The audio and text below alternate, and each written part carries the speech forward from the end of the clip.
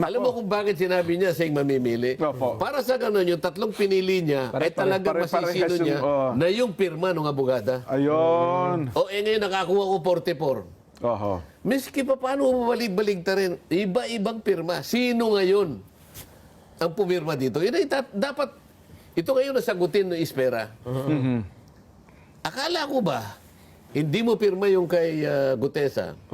O itong 44, Opo. hindi mo rin pirma ito. Paano mo pinayagan? Bakit sinabit mo? Nako. Bakit sinabit mo sa notarial section ng ng RTC ng Maynila? Ngayon, bakit ko isinama sa administrative charge? Yung judge. Hindi niya ginampanan ang tungkulin niya. Ayun. Primero, napakasangkapan siya doon. Siya pang namili. Nung ipinilit ko doon sa nung nasa Sa plenary hearing ng debate na Senado, kami, nandun yung Office of the Court Administrator ng Supreme Court. Sabi ko, Madam, bakit po ganito? Bakit siya po ang namili? Pwede ba kaming humiling kako? Opo. Halimbawa, bukas papuntahin ko yung mga staff ko na makapamili naman. Kahit ngayon po, kanya papuntahin nyo na. Nako. O de sa tuwa ko, pinapunta ko kagad. Pinapunta niyo ang tao 44 kagad ang nakita namin, hindi pare-pareho. Iba-iba talaga ang So pirma. kagaya ng ginawa niya kay Espera, apat na dokumento, ganun din ang ginawa. So sasabihin niya, hindi ko pirma yan. Ako, di peki lahat yung 44 na yun. Peki lahat yun. Yun ang lalabas Dapat doon. usigin din lahat yung mga tao nagpa-notaryo sa kanya. O bakit hindi ngayon ginawa ng judge ang tungkulin niya? Nako. Pangalawa, gumawa ng order. Ba meron siya kagad conclusion. Peki ito, sabi niya. So, yung nag-secure ng notarial service na to, pati yung mga taong gumamit ng kanyang dokumento, Ayun. Nako. ay liable. Damay lahat yun. Pati ako damay. Dahil ginamit ko sa Sa hearing niya po. Ang tanong ko rito, paano mo nagawa, paano mo kagad naisip na pati yung mga taong gumamit ng kanyang sworn statement ay kasangkot dito, hindi mo naman ako pinatawag. Oo nga po. Dapat sana humarap muna ako sa kanya. Para nakapag-explain naman ako, ay hindi. Ako naniniwala ako, napakasangkapan siya sa mga taong interesado na ang pagsusuri, pag-iimbestiga ng flood control ay kailangan malabuin. Namin, Sen, nung isang araw, at ito'y tinalakay din namin ni Jen, Oo. nag-privilege speech kayo sa Senado, at sinabi nyo na, at nagulat din kami, Oo. na marami pa lang mga cabinet secretaries ang hanggang sa ngayon ay acting pa. At hindi pa, kaya acting ay hindi pa na-confirm.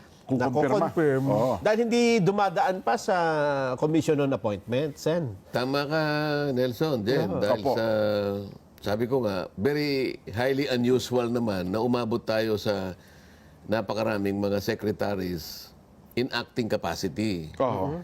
Hindi isa, hindi dalawa, hindi tatlo. 8. Opo. At hindi maliliit na departamento ito, Jen, Nelson. Halimbawa, executive secretary. Acting capacity, acting. Opo. Yung ES natin. Ang ES is primus inter pares. Diba? Pagkatapos, Department of Finance. Yan. Department of Public Works and Highways. Vince Dizon. Department of Justice. Opo. Frederick Bida. Department of Budget and Management. Rolando Toledo. Di ba? Department of Environment and Natural Resources. Si Rafael Lutilla po yan. Department of Transportation. Si Giovanni Lopez. At saka yung Presidential Communications Office. Si Secretary Dave Gomez. Sinasabi natin hindi maliliit kasi Department of Budget. Sila yung gumagawa ng pambansang paglatag ng ating pangangailangan sa panggastos. Department of Finance, kasangkot din dyan. Department of Justice. Kung titingnan mo na naman sa ating administrative code, ito yung head ng legal department ng ating bansa. Pagka ikaw ay acting kasi, may mga limitasyon ka eh. Halimbawa, hindi ka pwedeng mag-appoint eh. Opo. O kaya may mga kontratang hindi ka pwedeng pumirma. May mga ganung Sa pagpapalabas natin ng incidents budget yan, ng pondo. Sa mga di ba? meron silang inherent limitations. Okay. Ngayon, given the fact that they are the alter ego of the president, tsaka hindi na, sana man lang kung ito ay malilit na kagawaran lang, mga sections ng bawat ano, baka sakali kahit active, pwede mo nang patawarin. Kasi sinabi ko, very highly unusual, parang nagiging tentative ang pamamalakad. Oho. At hindi lamang yun, parang clearly ay nadidefy yung constitutional requirement. Ano yung constitutional requirement? Lahat ng paghirang, lahat ng ina-appoint ng Pangulo, bago sila makapag-discharge ng kanilang functions, dapat dumaan sa Commission on Appointments. Yun ang sinasaad ng saligang batas. Kasi kinakailangang mapiho, kinakailangang masiguro yung kakayahan, yung merito ng appointment. Kaya nga, isa ito sa paraan na napapanagutan natin yung checks and balances. O walo ito hindi dumaan sa Commission on Appointments. Commission on Appointments. Opo. Sino ngayon ang Sino ngayon ang nag-confirm? Sino ngayon ang nagbigay ng parang approbation na sila ay katanggap-tanggap, na sila ay competent? Wala eh. Di ba? Oho. Ito yung mabigat doon. So, ang provision sa saligang batas ay yung nasa Section 16 ng Article 7 ng Constitution. Kasi nakalagay rito, the President shall nominate and, with the consent of the Commission on Appointments, appoint the heads of the executive departments. Ayun et cetera, et cetera. Opo. So, paano ito? Parang hindi mo nasunod ang pangangailangan. Mandatory ito saligang batas. Oho. Pero ano naman kayo dahil bakit parang pinatagal pa nila ng ganon, Sen? Di ba? Hulaan mo, Nelson. Hulaan mo. Bakit Ito magaling, magaling manghula ito eh. Oh, may bolang kristal yan si Nelson.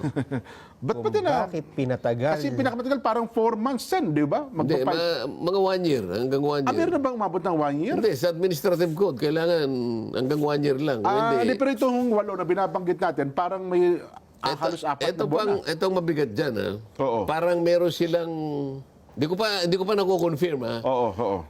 Dahil siguro sa privilege speech ko, baka iano yung pangalan. Baka mag-submit na for confirmation Oho. sa Commission on Appointments. Opo. Hindi pwedeng mangyari yun eh. Bakit? Oho. Hindi ka pwedeng i-confirm ng CA kung ang appointment mo is acting capacity. Kailangan ganun ad ba? interim. So dapat ad interim Mag-appointment na bago. Hindi, ganito. Ad interim appointment ang gagawin. Kailan nakakapag-appoint ng ad interim? Opo. Dapat wala sa session ang Senado at ang legislature. So dapat naka-break kayo. ganun? Naka-break kami, pag-appoint mo, Ipapasok ad interim. Ayun. So, paano ngayon? Nagsisimula na po kayo, lunong nakaraang Hindi nga, kaya nga, sila acting lahat Acting eh. lahat. Ayun pala yun. O ngayon, kalimbawa, nag-submit sila ng pangalan. Kalimbawa, sinabit si ES, Opo, Secretary Recto. ang Opo. aking kaibigan, Secretary Recto. O di, binigay ang pangalan. Paano namin tatanggapin yun? Sasabihin lang namin, boss, teka muna, may mali na naman kayo. Oho. Ganun pala Acting yun. capacity ka lang, paano ka namin i-confirm? Ayun pala yun. Pwede i-confirm as acting. Ito pa yung nakikita kong problema. Opo. Hindi ko malaman kung bakit tumagal ng tumagal si Secretary Lotilla ng DNR. Ayun, ako. tagal na, Dalawang beses na siyang na-appoint. Opo. Dalawang beses nang na-appoint. Pagkatapos, inaasahan ko, nung mag-break kami, ang break, December 30 eh. Opo, Kasi naalala mo yung ratification ng Yes, yung the budget. budget. Opo. budget. Tumabot kami ng December 29. Kinabukasan, break. Yeah. Dapat sana, Nung pag-break na yun, isinabit na ad interim appointment. in-appoint ad interim sana. Yun. O hindi nangyari yun. Tapos nakaano na kami ngayon. Nasa session kami. Technically, parang na-bypass ulit siya. Ganun ba yun? Hindi Wala lang pa. yun eh. Ano ngayon yung nature ng kanyang ano? Yung pagiging acting niya. At saka yung appointment niya. Dapat hindi na sa... Kapag ka naman inappoint uli, Oho. kunyari ad interim, pagdating sa CA, may strike 3 ka. Meron kami strike 3 policy. Oh, yun, oh. Para ba sa baseball, di ba? Sa baseball, strike out ka na pag tatlo eh. Opo. Out ka na pag tatlo. Oh. O, kawawa naman si Secretary Rafael Lutilla. Secretary Popo, baka may strike 3 to. Boss, na-strike 3 ka eh. Out ka na. Kaya pala pinagtalunan yung Hindi, nakaraan. tinatanong natin, Oho. bakit nagkaganito? Bakit tumagal? Sabi ko, Nelson, tingnan mo yung bolang kristal mo. Oo. Anong dahilan? Baka busy, Sen. Busy yung kasi may diverticulitis ang Pangulo. Tingnan mo muna yung bolang kristal mo. Di mo kasi tinitingnan mo Walang mabuti. kuryente sen, walang makita eh. Ikaw, Jen, yung kumukulong Kawa. Kasi mas malaki yun. Baka Opo. makita mo dyan. Wala akong makita sen, malabo ang dahilan eh. Hindi nakapa. Marumi kasi yung tubig mo. Baka gusto pa nilang... Parang ang ginagamit mo yung tubig na... Di ba nagpunta ako ng Agusan del Sur? Ay, opo. Akalain mong... Yung tubig doon eh, salin. Ilang salinated. Puro salin. Hindi, kaya nga tinawag kong, okay naman pala, desalination. Desalination, ito eh. Di ba? desalin. Kukunin yung timba eh. Oho. Kukunin dun sa sa mababaw at saka maruming balon. Kulay kulay brown, kulay kape. Oho. E di isasalin dun sa drum. Ano? Tapos may butas yung drum, may katabi buhangin, siyang buhang isang maliit na Oho. parang filter. Dadaan sa filter, pagkatapos may maliit doon na lalagyan sa bandang ilalim, Oho. doon tumutulo unti-unti na parang tumining ang tubig. Oho. Yun ang gagamitin mo sa iyong kawa. Yung kalilipat lang sa drum ang ginagamit mo para makita mo. Oo nga. Wala talaga makita, Sen. Ano bang... kayo na nga sumagot. Ano bang nakikita niyong dahilan, Sen? Kami wala akong nakita ni Nelson eh. Kaya lang, baka naman mamamali ako. Oho. So kahit mamamali ako, patawarin nyo na ako. Oh, sige po. Yan naman yan eh. Oho. Baka Pagtahala natin kasi iniintay yung mga natalo ng eleksyon. Ay, oo nga. Yung one-year ban. Hindi ako, Yung one-year ban. Sinabi ko sa One-year inyo, ban. hindi ako nakakasiguro, pero ito lang ang nakikita kong dahilan. Tama.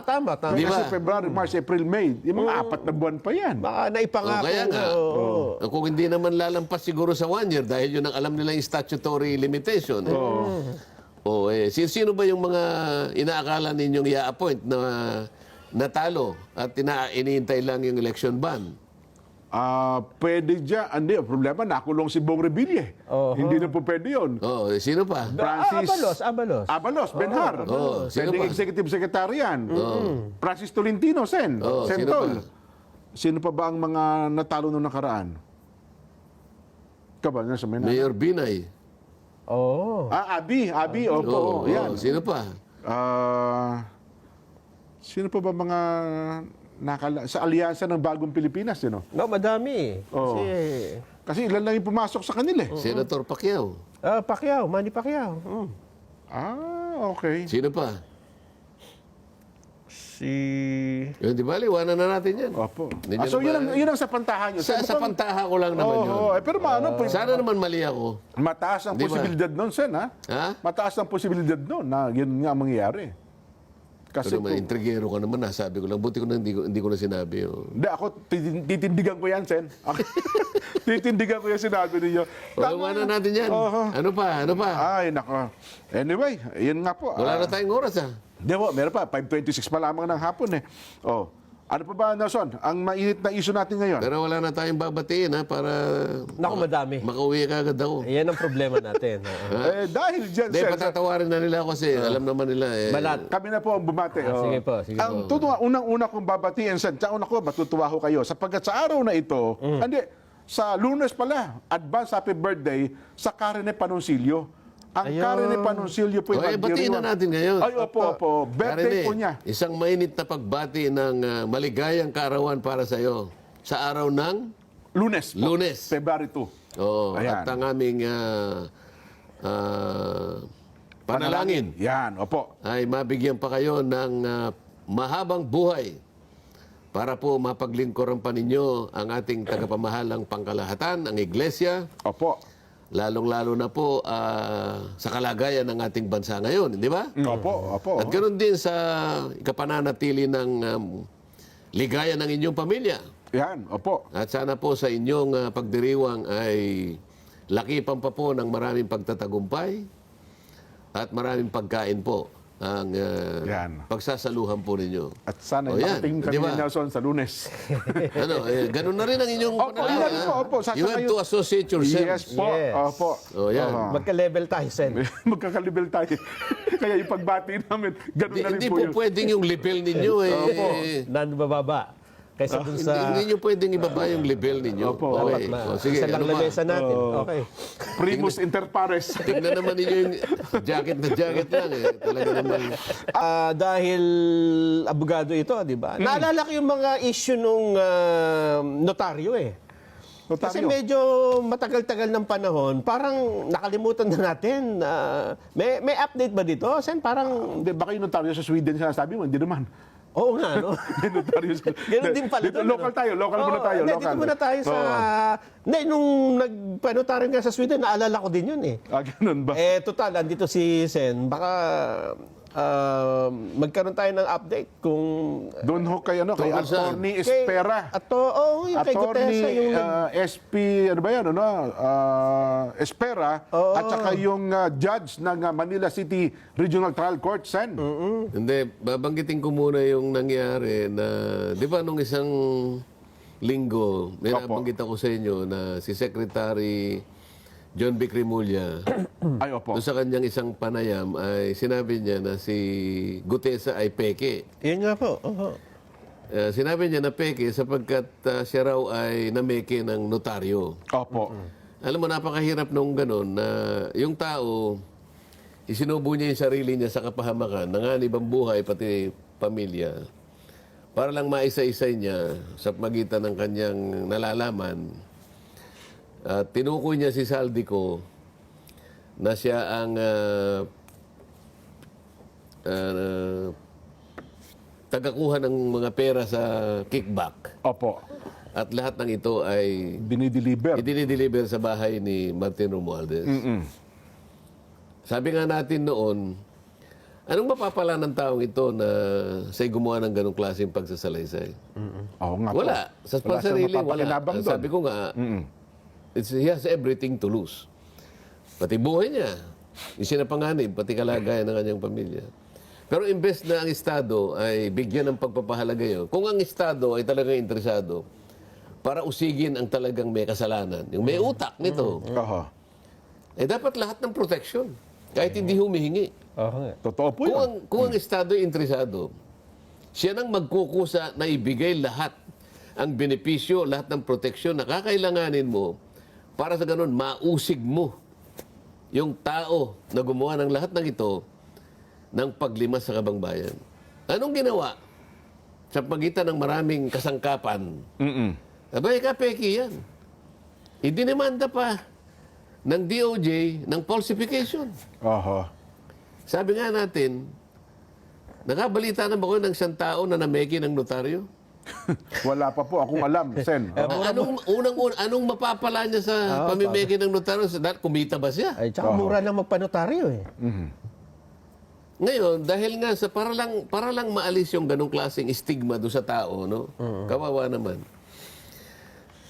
Nung Miyerkules, ipinail na ako mismo nag-file, ipinail ko yung complaint laban kay Attorney Espera. Disbarment. Opo. So, formal complaint na po ito, Formal Sen. complaint Aba, ng disbarment ito. yan ang latest. Oo. Kasi ang sinasabi niya, hindi ko naman pirma yun sabi niya.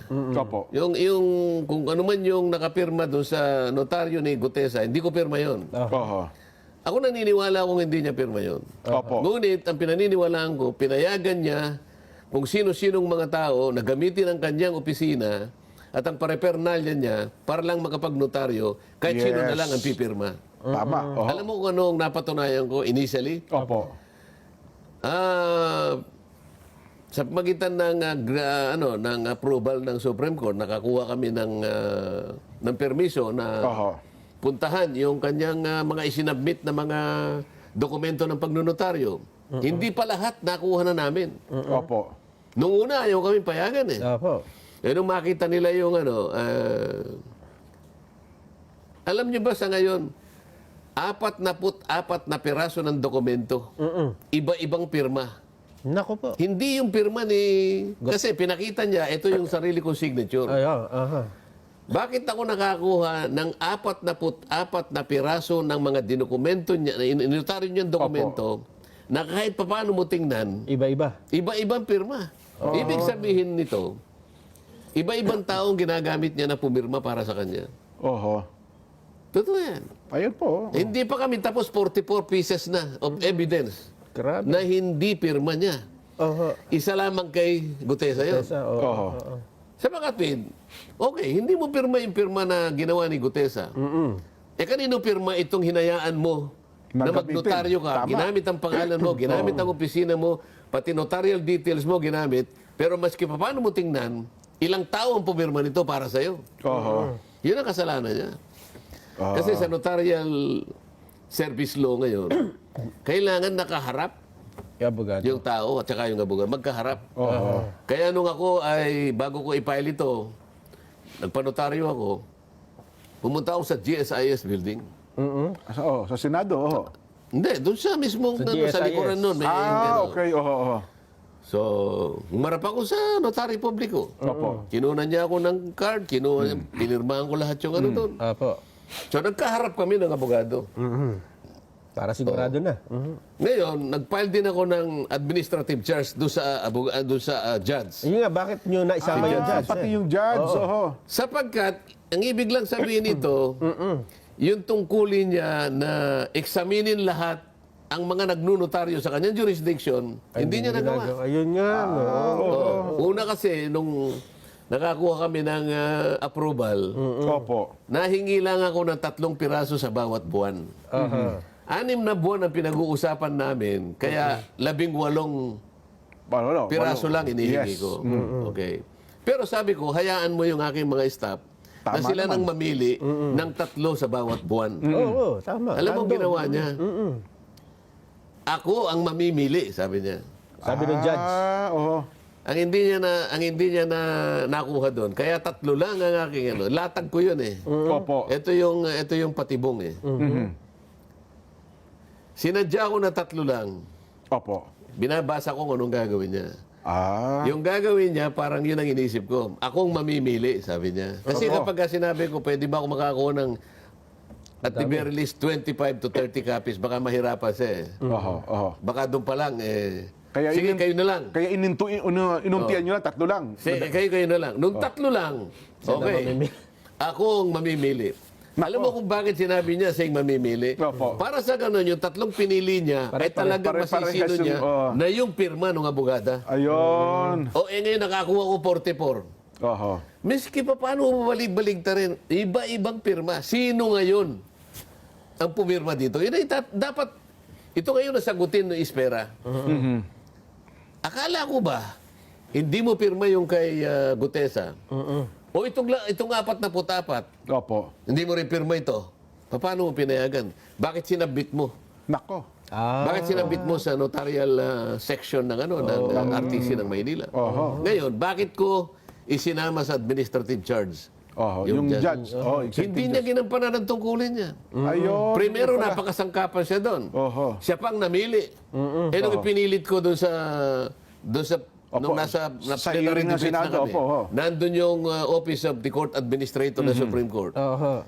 Sabi ko, Madam, bakit po ganito? Bakit siya po ang namili? Pwede ba kaming humiling kako? Opo. Halimbawa, bukas papuntahin ko yung mga staff ko na makapamili naman. Kahit ngayon po, kanya papuntahin nyo na. Nako. Oho, oho. O de sa tuwa ko, pinapunta ko kagad. Pinapunta niyo ang tao niyo. 44 kagad ang nakita namin, hindi pare-pareho. Iba-iba talaga ang So pirma. kagaya ng ginawa niya kay Espera, 44 na dokumento, ganun din ang ginawa. So sasabihin niya, hindi ko pirma yan. Ako, di peki lahat yung 44 na Peki yun. lahat yun. Oh, yun ang lalabas Dapat doon. usigin din lahat yung mga tao nagpa-notaryo sa kanya. Oho. O bakit hindi ngayon ginawa ng judge ang tungkulin niya? Nako. Pangalawa, gumawa ng order. Ba meron siya kagad conclusion. Peki ito, sabi niya. So, yung nag-secure ng notarial service na to, pati yung mga taong gumamit ng kanyang dokumento, Ayun. Nako. ay liable. Damay lahat yun. Pati ako damay. Dahil ginamit ko sa ano eh. Sa hearing nga po. Ang tanong ko rito, paano mo nagawa, paano mo kagad naisip na pati yung mga taong gumamit ng kanyang sworn statement ay kasangkot dito, hindi mo naman ako pinatawag. Oo nga po. Oo. Dapat sana humarap muna ako sa kanya. Para nakapag-explain naman ako, ay hindi. Ako naniniwala ako, napakasangkapan siya sa mga taong interesado na ang pagsusuri, pag-iimbestiga ng flood control ay kailangan malabuin. Kailangan imali. Kinakailangan hindi nila makita yung utak, yung pinakautak ng lahat ng pagnanakaw at paglilimas ng kanyang bayan. Napakasangkapan siya sa mga tao na ito ang kanilang kagustuhan. Hindi akalain ni Espera at saka ni Judge yung ganitong Okay, pangyayari. wala na akong magagawa. Di ba? Basta ako kung ano yung tama, yun ang tama. Ayun. Yan, sagutin nila yun. So disbarment po kay Espera, yung kay Judge po naman ay Administratively. administrative, ano? Sa Supreme Court yun. Supreme Court. Yung kay Espera sa IBP. IBP. Kasi yun ang tumatalakay sa disbarment. Ano? At tatayo ako talaga. Kasi ako nag-complain eh. Maghaharap kami. Nako. Dapat ay... Alang-alang sa katotohanan. Oo nga naman. Kawawa yung tao. Nagbuwis na ng sarili niyang kapakanan. Isinapanganib ang buhay. Pagkatapos siya ngayon ang i-discredit at siya pa ang tatakutin. Kaya ngayon hindi siya makalabas eh. Alam ko kontrolado siya ngayon kaya hindi makalabas. Nako. Balita ko, di ba, isasabihin na po siya sa susunod na pagdinig ng Blue Ribbon eh. Paano mo isasabi na yung taong alam mo kung naran pero kinukontrol mo, ayaw mo siya lumabas? Ganon. Di ba sabi nung nakaraan, kasama po siya sa dapat isabi na kasi nga, para bagang Ang ini-stop dapat mong isabi na yung mga taong malalaki. Yung mga isda na malalaki. Di ba? Yun na nga. Oo. Sino ba yung isdang malalaki?